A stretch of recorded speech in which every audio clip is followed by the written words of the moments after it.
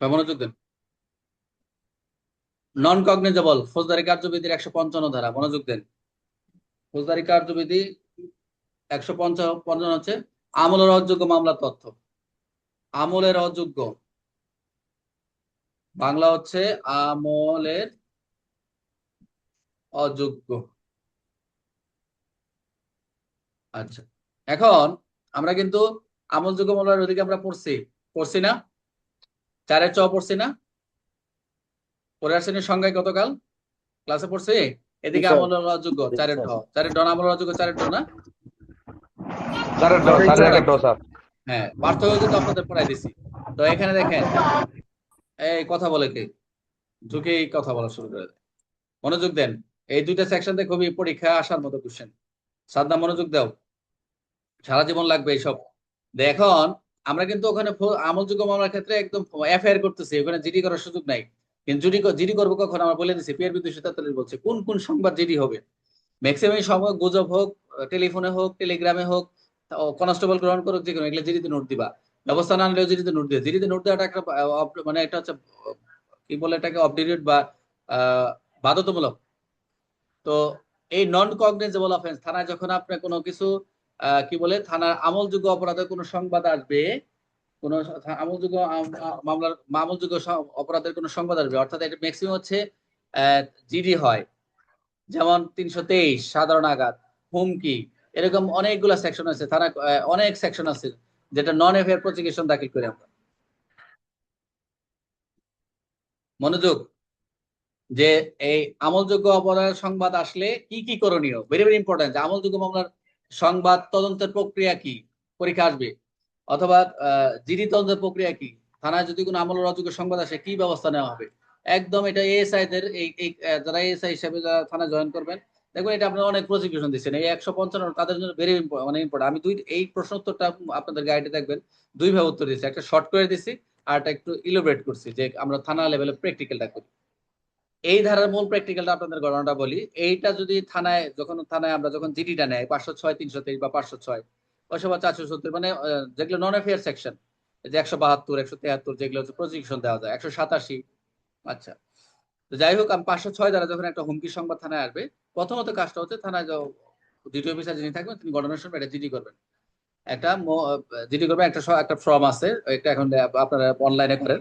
সেই ফর্মে সেখানে আয় নির্ধারণ হয় সরাসরি। এটা 2 কপি হওয়ার সাথে সাথে কি করে, একটা কপি নিয়ে যায়, একটা কপি ওই তদন্তকারী কর্মকর্তার কাছে থাকে। আচ্ছা, এখন এই যে কপিটা তাকে বলে দাও আপনার আয় অমুক, ওনাকে তো আর বলা হয়, এখন বলা হয়, আগে বলা হয় তো ঠিক আছে আপনি এটা তদন্ত করবেন। তা প্রথম কথা হচ্ছে, এটা যখন যেহেতু 506-এর ঘটনা, এটা আপনি নিজে তদন্ত করতে পারেন এবং ঘটনাস্থলে যেতে পারবেন না। ওসি আপনার নামে ইন্ডোস্ট করে দিছে। জিডি তদন্ত করতে হলে অবশ্যই ম্যাজিস্ট্রেট অনুমতি লাগবে ডাইরেক্ট। তাহলে আপনি কি করবেন, আর একটা প্রতিবেদন লিখবেন ওই দিনই বা পরের দিন আপনার নামে যখন ইন্ডোস্ট হবে, আপনি যখন পিএন বুক থেকে দেখবেন, দেখে আপনি কি করবেন, আবেদন করলেন, ওই স্যার সই করে দিল, কোর্টে চলে গেল। কোর্টে যাওয়ার পর কি করবে, বাদীকে নোটিশ করবে, একটা অর্ডার শিট দিবে ওই জিডির আলোকে, এত তারিখে আপনি কোর্টে হাজির হবেন।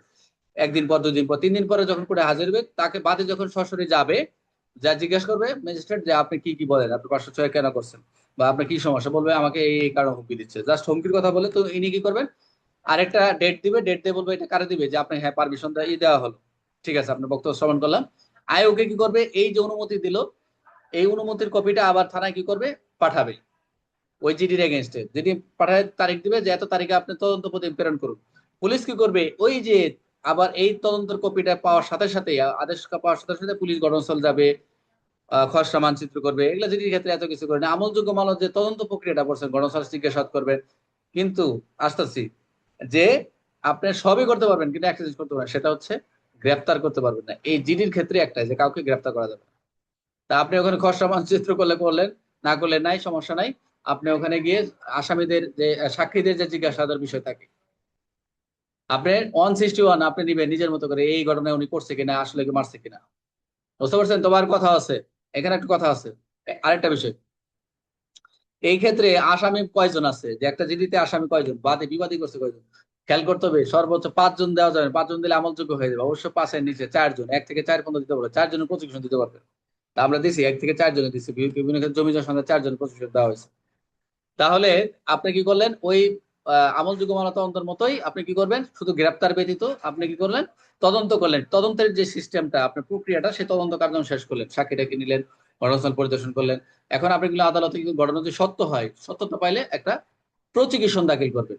বলছে নন এফআইআর প্রসিকিউশন। আপনার একটা ফর্ম আছে থানা দেখো, নন এফআইআর প্রসিকিউশন ফর্ম রয়েছে, যেটা পিআরবি 254। আপনাদের এটার পিআরবি হচ্ছে, এই কার্যবিধির সাথে পিআরবি হচ্ছে 254/268।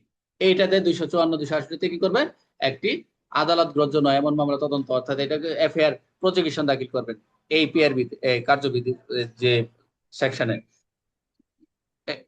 আর ওদিকে কিন্তু আমলযোগ্য মামলা সংবাদের ক্ষেত্রে আপনি কিন্তু চার্জশিট বা ফাইনাল রিপোর্ট দিচ্ছেন, কিন্তু এখানে নন এফআইআর প্রসিকিউশন দাখিল করতেছেন। কিন্তু আপনি তদন্ত করতে গিয়ে দেখেন ঘটনা নাই, বাদীর সাথে তারা মিলে গেছে, আসলে কোনো কিছু নাই, কোনো সত্যতা পাওয়া যাচ্ছে না। এই অর্ডার শিট নিয়ে আসার পরে এরকম মনে হচ্ছে বা দেখতেছেন আসলে এরকম, অথবা বাদী বলতেছে তার দরকার নেই, আমরা মিলে ঠিক আছে, আপনি একটা রিপোর্ট দিয়ে দেন, ঠিক আছে, রিপোর্ট দিয়ে দেন।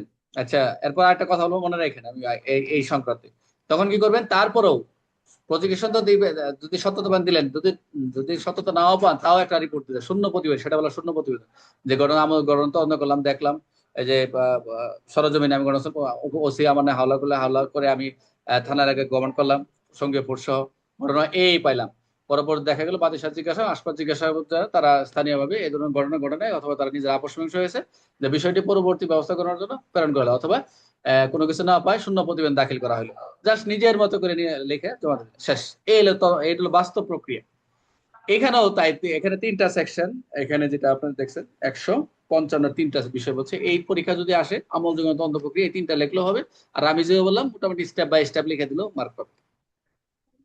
এখানে যেটা বলছে, যদি কোনো পুলিশের কাছে একটা নন কগনিজেন্ট কেউ সংবাদ দেয়, অপরাধ পুলিশ নিজ উদ্যোগে তদন্ত করতে পারে না বলছে। পুলিশ নিজ উদ্যোগ নিয়ে তদন্ত করতে পারে না, তো অবশ্যই বিষয়টি নথিভুক্ত করবে, বিষয়টি জিডিতে নথিভুক্ত করবে, এবং সাধারণত ম্যাজিস্ট্রেটের কাছে রেফার করবে, বলছে ম্যাজিস্ট্রেটের কাছে প্রেরণ করবে। বলছেন একে বলছে একে বলছে যে যদি কেউ সংবাদ দেয় তাহলে পুলিশ নিজ উদ্যোগে এটা তো কখনোই তদন্ত করবে না, পুলিশ নিজের বিষয়টি জিডিতে নোট করবে এবং সাধারণত ম্যাজিস্ট্রেটের কাছে রেফার করবে, প্রেরণ করবে, রেফার মানে প্রেরণ করবে। আচ্ছা, পুলিশের ক্ষমতা সীমিত, কিরকম, কোন পুলিশ কর্মকর্তা ম্যাজিস্ট্রেট অনুমতি ছাড়া এই মামলা তদন্ত করতে পারে না, অসাংগঠনিক মামলা তদন্ত করছে। যেটা আমরা যেটা পাবেন যে বিচার জন্য অবশ্যই প্রথম বা দ্বিতীয় শ্রেণী ম্যাজিস্ট্রেট আদেশ ব্যতীত, বলছে কোন শ্রেণী ম্যাজিস্ট্রেট, প্রথম এবং দ্বিতীয় শ্রেণী ম্যাজিস্ট্রেটের তো আদেশ ব্যতীত, ফার্স্ট ক্লাস এবং সেকেন্ড ক্লাস, এটার কথা বলছে।